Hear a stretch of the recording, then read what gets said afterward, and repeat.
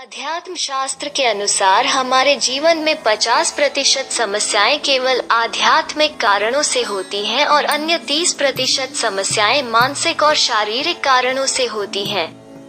जिस तरह कुंडली में कई तरह के राजयोग होते हैं, इसी तरह कुंडली में कई दोष भी होते हैं, जिनमें से एक होता है पितृदोष।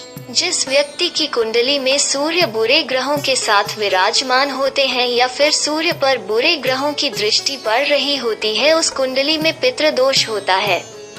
ज्योतिष शास्त्र के मुताबिक जब जन्म कुंडली में दूसरे, चौथे, पांचवें, सातवें, नवम व 10वें भाव में सूर्य का राहु या फिर सूर्य का शनि के साथ युति हो रही हो तो इसे पितृदोष माना जाता है।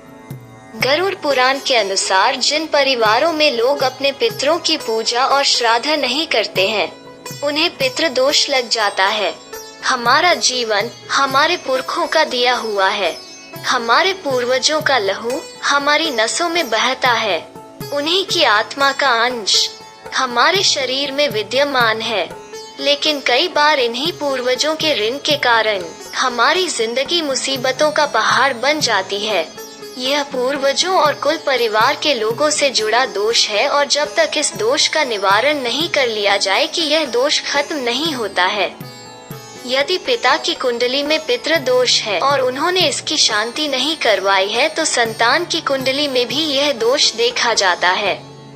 पितृदोष होने के जो प्रमुख लक्षण होते हैं, उसमें सुबह के समय उठने के बाद परिवार में अचानक कलह क्लेश होता है।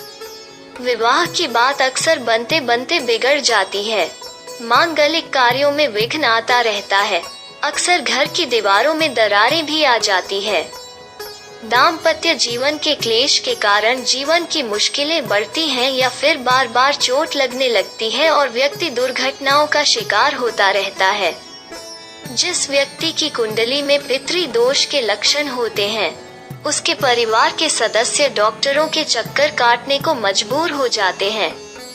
व्यक्ति निर्णय लेने के मामले में दूसरों पर डिपेंड हो जाता है। उसका कॉन्फिडेंस लेवल बहुत कम हो जाता है। संतान प्राप्ति में भी बहुत ज्यादा बाधाएं आती हैं। गर्भपात की समस्या झेलनी पड़ती है या गर्भधारण में भी समस्या आती है। बात बात पर क्रोध आने लगता है। समाज में प्रतिष्ठा कम होने लगती है। पूजा पाठ में ध्यान नहीं लगता। रोजगार में दिक्कत आने लगती है। संतान को कष्ट होता है। पीपल के पेड़ पर पूर्वजों का वास माना जाता है। ऐसे में पीपल के पेड़ को काटने या फिर उसके नीचे अशुद्धि फैलाने से भी पितृदोष लगता है। अगर किसी की कुंडली में पितृदोष है तो फिर उसे दूर करने का उपाय भी है। शास्त्रों और ज्योतिष में इन उपायों का जिक्र किया गया है। हमें पूरी आस्था व श्रद्धा के साथ इन उपायों को करना चाहिए। पूर्वजों का श्राद्ध करना पितृदोष का सर्वश्रेष्ठ उपाय है। पितृपक्ष में पूर्वजों का श्राद्ध किया जाता है। पितृपक्ष का आरंभ आश्विन मास महीने की शुक्ल पक्ष की पूर्णिमा तिथि से होता है, जो आश्विन की अमावस्या तिथि को समाप्त होता है। इस साल पितृपक्ष 20 सितंबर 2021 से शुरू हो रहे हैं। अंतिम श्राद्ध यानी अमावस्या श्राद्ध 6 अक्टूबर को होगा।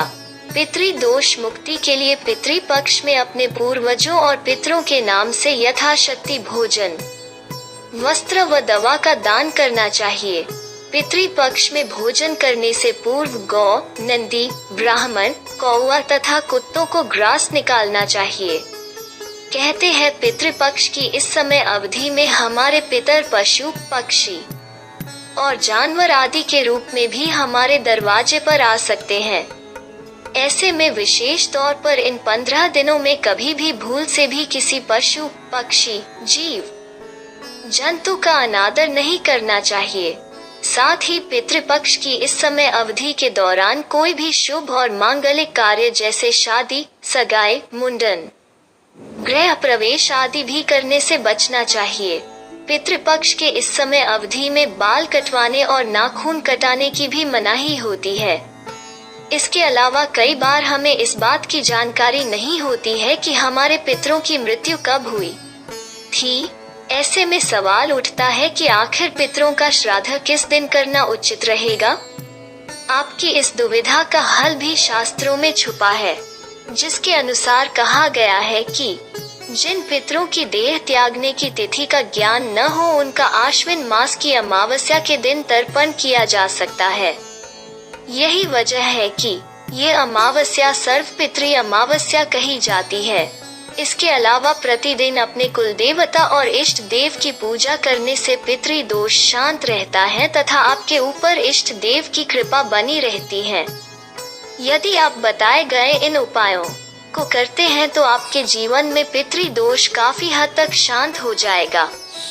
दोस्तों, आपको यह जानकारी कैसी लगी हमें कमेंट बॉक्स में जरूर। दोस्तों, इसी तरह की अन्य इंटरेस्टिंग जानकारियों के लिए हमारे चैनल मिस्ट्री वर्ल्ड को सब्सक्राइब करके बेल आइकॉन दबाना न भूलें। नमस्कार।